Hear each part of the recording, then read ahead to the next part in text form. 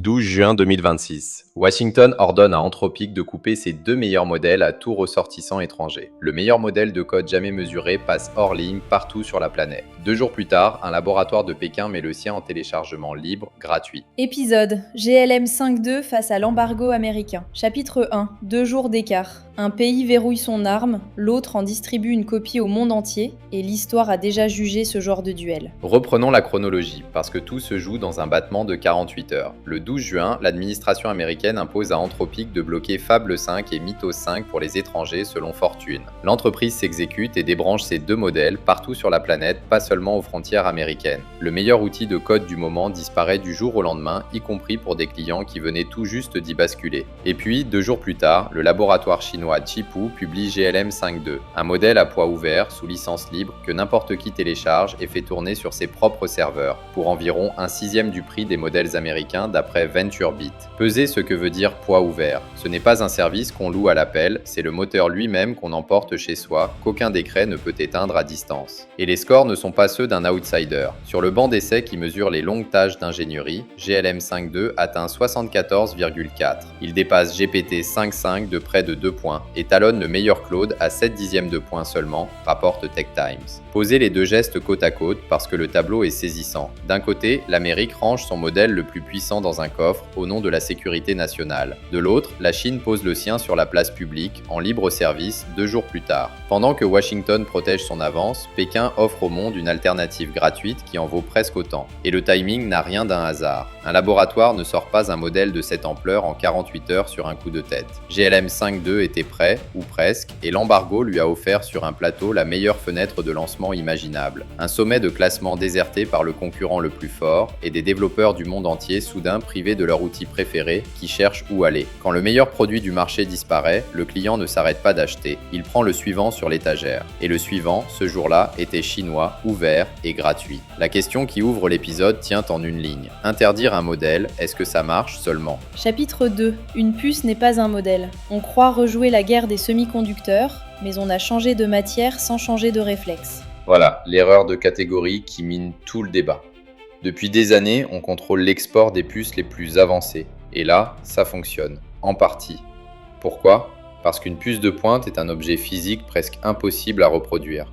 Il faut une usine à des dizaines de milliards de dollars, des machines de gravure que 3 acteurs au monde maîtrisent, et des années pour seulement espérer rattraper. Le goulet est matériel, alors on peut le tenir avec un embargo. Un modèle, lui, n'a rien de cette lourdeur. C'est un fichier, un paquet de nombres qu'on recopie en une nuit et qu'on peut même reconstruire à partir des idées déjà publiées dans les articles de recherche. Quand le savoir-faire tient dans un fichier, l'embargo perd sa prise. On a appliqué à un logiciel le réflexe forgé pour le silicium, sans voir que la matière avait changé de nature sous nos mains. Et c'est précisément là que le raisonnement se fissure. Bloquer Fable 5 aux étrangers, ce n'est pas fermer une fonderie, c'est tenter de retenir une formule que d'autres savent déjà écrire. La capacité de coder ou de raisonner sur la durée pour résoudre un vrai problème, elle n'est pas captive d'une usine américaine. Elle vit dans un fichier qu'un laboratoire de Pékin vient justement de mettre en ligne. On peut bâtir une digue contre une chose lourde qui franchit la frontière dans un conteneur, mais aucune digue n'arrête une idée qui se glisse dans une clé USB ou dans une tête.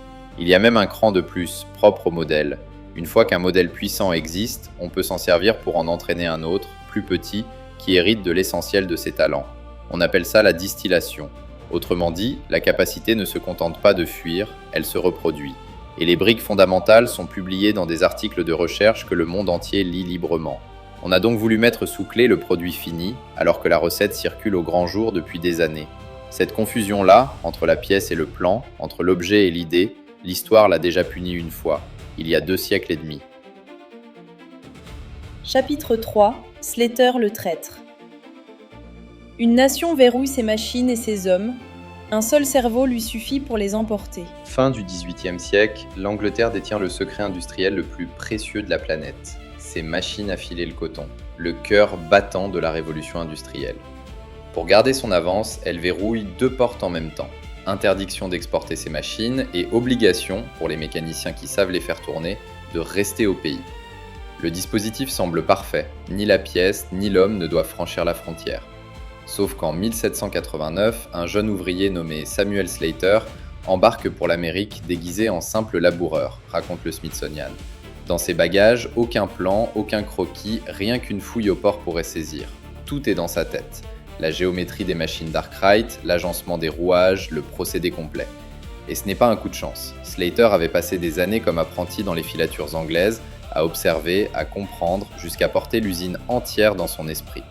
L'avance technologique d'une nation reposait au fond sur ce qu'un seul homme avait fini par savoir par cœur.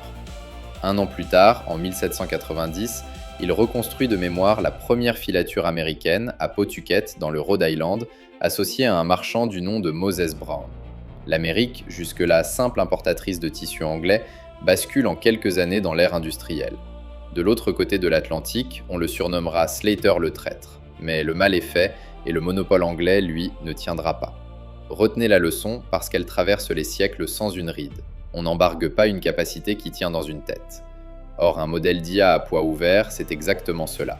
Une tête qu'on duplique à l'infini, sans bateau ni douanier, et sans même avoir besoin d'un Slater pour la porter. L'Angleterre croyait protéger des machines. Elle a découvert qu'on ne protège pas un savoir-faire une fois qu'il existe ailleurs. Et elle a tenu bon longtemps pourtant. La loi anglaise est restée en vigueur des décennies, les peines étaient lourdes, les ports surveillés. Rien n'y a fait parce qu'il suffit d'un homme qui passe ou d'un fichier qui se copie pour que la digue cède d'un coup. Une interdiction qui marche à 99% ne sert à rien si le 1% qui passe peut tout reconstruire de l'autre côté. L'Amérique vient de croire qu'elle protégeait un modèle, et la copie était déjà en ligne avant qu'elle ait fini de fermer la porte.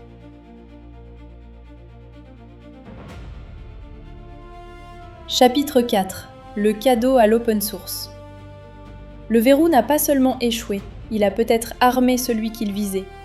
Maintenant, le retournement, et c'est la vraie thèse de l'épisode, l'embargo n'a pas seulement raté sa cible, il a déroulé un tapis rouge à l'alternative chinoise. Pendant que le meilleur modèle de code reste hors ligne, frustrant les développeurs du monde entier, GLM 5.2 arrive pile dans le vide laissé, gratuit, et vient co-occuper le sommet des classements. La restriction censée défendre l'avance américaine vient d'offrir à Pékin son meilleur argument de vente. Et les Chinois ne s'en privent pas. Quand Elon Musk prédit que la Chine aura un modèle de classe Fable 5 vers le premier trimestre 2027, le patron de Chipu, Jietang, lui répond que ça ne prendra pas si longtemps, rapporte Tom's Hardware. La sérénité d'un homme qui sent le vent souffler dans son dos. Et il y a une ironie plus mordante encore. La mesure censée freiner la Chine pousse les développeurs du monde entier à adopter justement un modèle chinois. Chaque jour où le meilleur outil américain reste hors ligne, des équipes entières apprennent à travailler avec l'alternative de Pékin, écrivent leur script autour d'elle, s'y habituent. Or en informatique, l'habitude est un coup de sortie. Celui qui s'installe dans vos outils s'installe pour longtemps. Mais tenons-les debout, parce que l'affaire a un revers qu'on aurait tort d'ignorer. Le contrôle n'est pas totalement vain. Il ralentit malgré tout la diffusion des modèles fermés les plus avancés, et il complique sérieusement la vie des acteurs étrangers qui s'y étaient adossés. Surtout, l'alternative chinoise traîne son propre piège. Faire tourner des poids ouverts sur ses propres serveurs, c'est une chose, et c'est plutôt sain. Mais passer par l'interface en ligne du fournisseur, c'est envoyer ses données vers la Chine, et TechTimes met en garde, noir sur blanc, contre ce risque-là. Le choix réel n'est donc pas entre un bon et un mauvais camp, il est entre deux dépendances, celle d'un fournisseur américain qu'un décret peut vous couper du jour au lendemain, et celle d'un fournisseur chinois qui ne vous coupera rien, mais qui regarde peut-être par-dessus votre épaule pendant que vous travaillez. Chapitre 5. La grille du décideur. Une question de souveraineté déguisée en choix technique, et une vérité que les puces nous avaient masquée. Pour un dirigeant, un responsable de souveraineté, un investisseur, la décision se pose froidement, sans drapeau. Faut-il bâtir sur des poids ouverts qu'aucun État ne pourra éteindre en acceptant une dépendance à un acteur chinois, ou rester sur un modèle fermé, plus rassurant sur le sort des données, mais suspendu au bon vouloir d'un décret étranger? Il n'y a pas de réponse propre, il y a un arbitrage à assumer et à rouvrir chaque trimestre parce que la donne peut changer à chaque nouveau modèle. Et lisez le contrôle à l'export pour ce qu'il est vraiment, en économiste plutôt qu'en éditorialiste. Une sanction, c'est un déplacement de coûts. Elle renchérit l'accès pour les uns, elle ouvre un marché pour les autres, et elle fait toujours naître un contournement. Ici, le contournement avait déjà 2 jours d'avance le jour de l'annonce. Alors demandez-vous toujours, devant une restriction, qui paie vraiment la facture. Ce ne sont pas les laboratoires chinois, qui récupèrent au contraire un marché tout neuf. Ce sont d'abord les alliés des États-Unis, soudain privés d'un outil, et les entreprises américaines elles-mêmes, qui perdent des clients étrangers et regardent un concurrent gratuit grignoter leur terrain pendant qu'elles ont les mains liées. Une barrière qu'on dresse pour gêner l'adversaire finit par parfois par enfermer surtout ceux qui l'ont construite. Mais la leçon de fond dépasse de loin cet épisode. Les puces nous avaient habitués à croire qu'une avance technologique se protège, qu'on peut la mettre sous clé et tenir la position. Le logiciel nous rappelle l'inverse, brutalement. Un avantage qui tient dans un fichier ne se garde pas, il se périme. Soit on court plus vite que les autres, en permanence, soit on les regarde télécharger gratuitement ce qu'on croyait verrouillé au coffre. Voilà la grille à emporter. La vraie question n'est pas de savoir qui détient le meilleur modèle aujourd'hui, c'est de savoir si ce qu'on protège peut, seulement, être protégé. Et Samuel Slater, depuis 1790, attend toujours qu'on lui réponde. Vous écoutiez GLM 5.2 face à l'embargo américain. Merci d'avoir écouté jusqu'au bout. Si cet épisode vous a parlé, partagez-le.